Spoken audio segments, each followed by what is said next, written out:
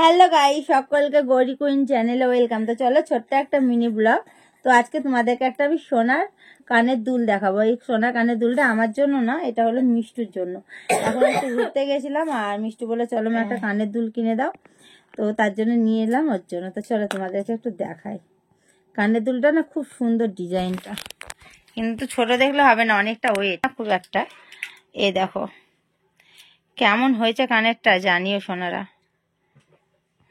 ডিজাইনটা কি সুন্দর না?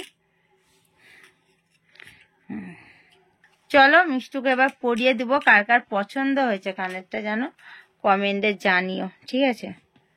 মিষ্টুকে পরাই, চলো মিষ্টু নে পর। এই দেখো কানের পরবে, ও এখন খেতে ব্যস্ত, পানি ফল খাচ্ছে শুধু।